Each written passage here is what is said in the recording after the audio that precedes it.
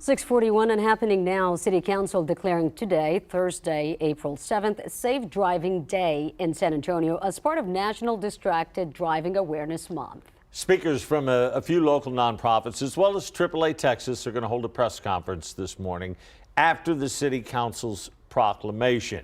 A number of agencies across the city are working to bring attention to the dangers of inattention behind the wheel. And according to TxDOT, the number of people killed across the state as a result of distracted driving has increased over the last few years. Yeah, it's pretty scary, actually. Executive Vice President of Roadway Practice at the National Safety Council, Mark Chung, is joining us live right now to talk more about their efforts there.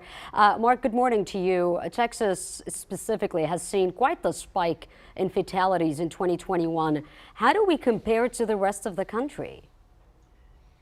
I think in 2020, the National Highway Safety Traffic Safety Administration found that about 3,100 people died in distraction-affected crashes in 2020, which is about a 1% increase versus 2019.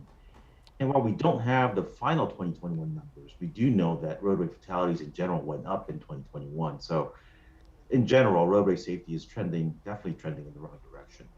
And as for Texas, we did see about a 15% increase in 2021 compared to 2020.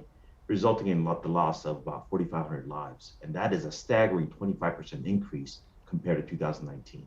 Well, obviously texting and talking on a cell phone are probably the biggest distractions, but I would think eating or just different things. What are the biggie things you see from distracted driving other than texting? Well, distraction could come in multiple forms.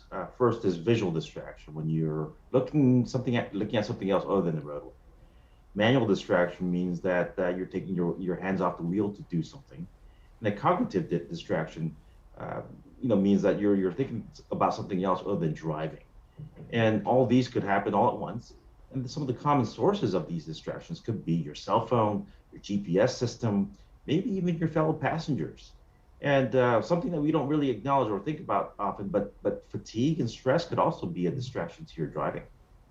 Yeah, absolutely. Good things to keep in mind, because I think a lot of us, you get so complacent and used to doing things every day and you just forget about those really simple, common sense kind of things. I also understand car crashes are the leading cause of preventable deaths for teenagers. How important is parent involvement there, and what resources are out there to help parents?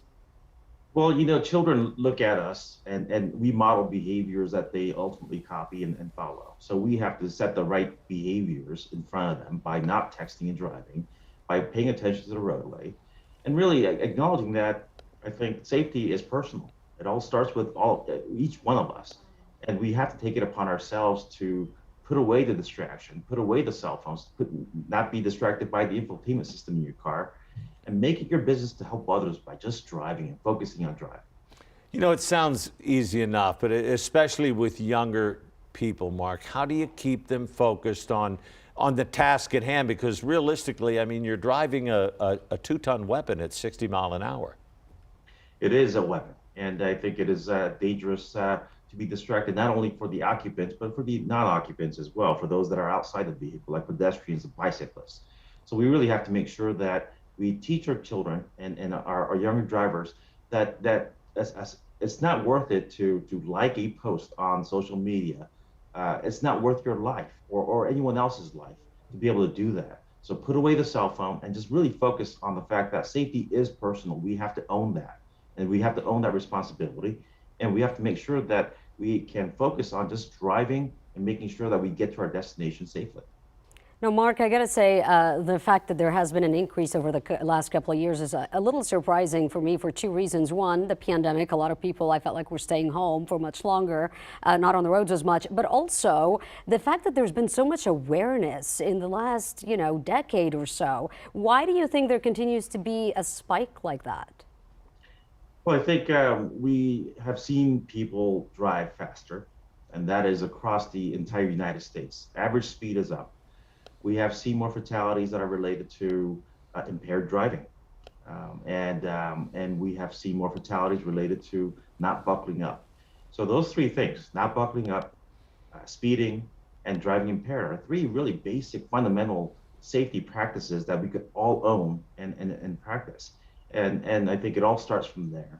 course, distraction is a major element, and we have to make sure that we have to put away, that we can put away the distraction in our vehicles. And we have to own that domain and know that we have to focus only on driving and nothing else.